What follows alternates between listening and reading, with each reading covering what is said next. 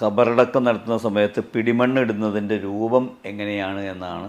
നമുക്കാണ് പലയിടത്തും പിടിമണ്ണിടാൻ എല്ലാവരും ഉണ്ടാവും, മണ്ണിട്ട് അങ്ങോട്ട് പോകുന്നതാണ്. അത് എങ്ങനെ ഇടുന്നു, അതിന് പ്രത്യേകിച്ച് മെത്തേഡ് ഉണ്ടോ എന്നാണ്. മയ്യിത്ത് മറമാടപ്പെട്ടതിൻ്റെ ശേഷം 3 പ്രാവശ്യമായി ഇടുകയാണ് ഏറ്റവും സുന്നത്ത്.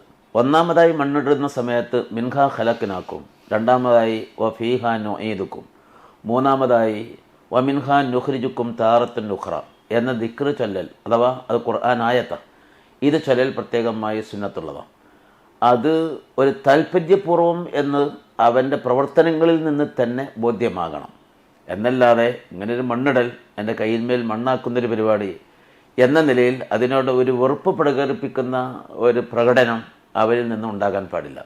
അതിനാൽ 2 കൈയും കൂട്ടിയെടുക്കലാണ് സുന്നത്ത് എന്നാണ്. അപ്പോൾ ഒരു കൈയിൽ മാത്രം എടുക്കാതെ 2 കൈയിൽ നിന്നും മണ്ണെടുത്ത് അതിലേക്ക് വളരെ ഭവ്യതയോടെ താഴ്മയോടെ ഒരു വ്യക്തിയുടെ ശരീരഭാഗത്തേക്കാണ് ഇടുന്നത്. അവൻ്റെ ശരീരത്തിലേക്കല്ല, മറിച്ച് മൂടുകല്ല് വെച്ചതിൻ്റെ ശേഷം അതിൻ്റെ മുകളിലേക്കാണ് ഇടുന്നത്. എന്നാലും മണ്ണിൽ മറമാടപ്പെടുക എന്ന ഇസ്ലാമിക നിയമത്തോട് ഞാനിതാ പൂർണ്ണമായും യോജിക്കുന്നൊരു വ്യക്തിയാണ് എന്ന ഒരു അനുസരണ ബോധവും അനുസരണ സമീപനവുമാണ് എൻ്റെ ഈ പ്രവർത്തനത്തിൽ ഞാൻ പ്രകടമാക്കുന്നത് എന്ന് ആ പണി കണ്ടാൽ തന്നെ ഒരാൾക്ക് തോന്നണം.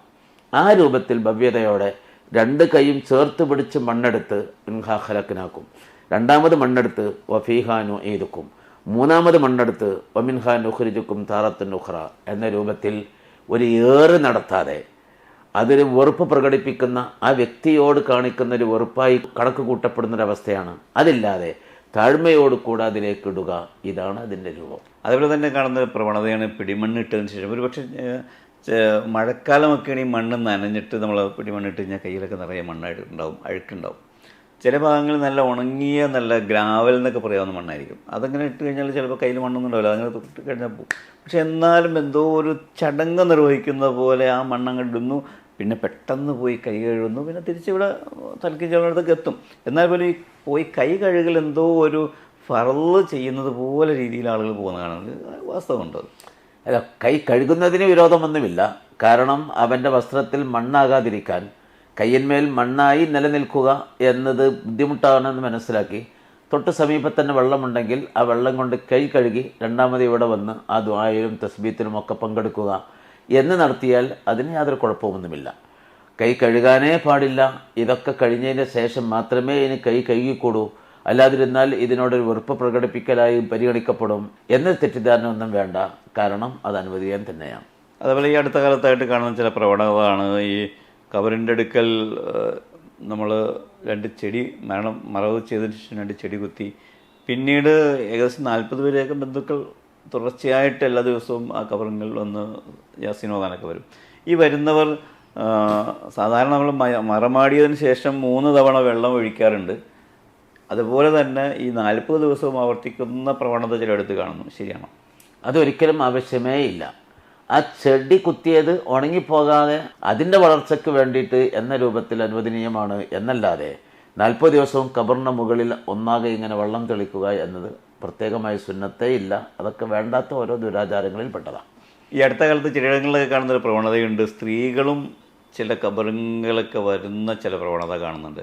എൻ്റെ പിതാവിൻ്റെ കബറിൻ്റെ അടുത്ത് ഞാൻ വന്ന് ഫാത്തിഹ ഓതിയാൽ എന്താ തെറ്റ് എന്നുള്ള രീതിയിലേക്ക് ചില സമയം, അത് മറ്റുള്ള ആളുകളൊന്നും ഇല്ലാത്ത സമയം നോക്കിയിട്ട്, ഇപ്പോൾ ളുഹർ നിസ്കാരത്തിൻ്റെയും അസ്ർ നിസ്കാരത്തിൻ്റെയൊക്കെ ഇടയിൽ ഒരു പക്ഷേ ആ പള്ളിയിൽ ആരും ഉണ്ടാവില്ല, ആ സമയത്ത് സ്ത്രീകളിങ്ങനെ കബറുകൾ വന്ന് പ്രാർത്ഥിക്കുന്നതിൻ്റെ വിധി എന്താ? ഇസ്ലാമിൽ അനുവദിക്കപ്പെട്ടതല്ല എന്ന് തന്നെ ഹദീസിൽ തന്നെ വന്നിട്ടുണ്ടല്ലോ, ലഅനല്ലാഹു സുവാറാത്തിൽ ഖുബൂരി, ഖബറുകൾ സിയാറത്ത് ചെയ്യുന്ന സ്ത്രീകളെ അള്ളാഹു ക്ഷമിച്ചിരിക്കുന്നു എന്ന്. അവരെ സംബന്ധിച്ചിടത്തോളം തൻ്റെ പിതാവാണ്, ഭർത്താവാണ്, മക്കളാണ്, വേണ്ടപ്പെട്ടവരാണ്. എന്നാൽ തന്നെ അവർക്ക് നല്ലൊരു മനോധൈര്യവും ഒരു പ്രത്യേകമായ കരയലോ പ്രത്യേകമായ ഒരു ദുഃഖം പ്രകടിപ്പിക്കലോ ഒന്നും നടത്താതെ ഈ കർമ്മം മാത്രം തിരിച്ചു പോരാൻ കഴിവുള്ള ഒരു മനക്കരുത്തുള്ളവളാണ് എന്ന ധൈര്യമുണ്ടെങ്കിൽ തന്നെ അത്തരം സന്ദർഭങ്ങളിൽ പോലും അവർക്കത് പുണ്യകരമല്ല എന്നാണ് ഷറഈൻ്റെ കാഴ്ചപ്പാട്. അതിനാൽ അവർ വീട്ടിൽ വെച്ച് ഇവർക്ക് വേണ്ടി ദ്വാരക്കുക, വീട്ടിൽ വെച്ച് ഖുർആൻ ഓതിയിട്ടോ ദിക്ർ ചൊല്ലിയിട്ടോ മറ്റ് ദാനധർമ്മങ്ങൾ ചെയ്തിട്ടോ ഈ കബറാളിക്ക് ഗുണത്തിന് വേണ്ടിയുള്ള കർമ്മങ്ങളുമായി നീങ്ങുക, അതാണ് അവരെ സംബന്ധിച്ചിടത്തോളം ഉള്ളത്. നേരെ മറിച്ച് അമ്പിയാക്കൾ, ഔലിയാക്കൾ, ശുഹദാക്കൾ, മഹാരഥന്മാർ അത്തരം വ്യക്തികളുടെ ഖബറുകൾ പുരുഷന്മാർക്ക് സുന്നത്തുള്ളത് പോലെ തന്നെ സിയാറത്ത് ചെയ്യൽ സ്ത്രീകൾക്കും സുന്നത്താണ്. അതിന് നിരവധി തെളിവുകളുണ്ട്, പലവട്ടം നാം ഇവിടെ സൂചിപ്പിച്ചതുമാണ്. സാധാരണക്കാരെ ഖബറുകളെ സംബന്ധിച്ചിടത്തോളം ബന്ധപ്പെട്ട ആളുകൾക്ക് പോലും അത് പ്രത്യേകം സ്ത്രീകളാണെങ്കിൽ സുന്നത്തില്ല. അവർ വീട്ടിൽ വെച്ച് ദുആ ചെയ്യുക എന്നതാണ് സുന്നത്ത്.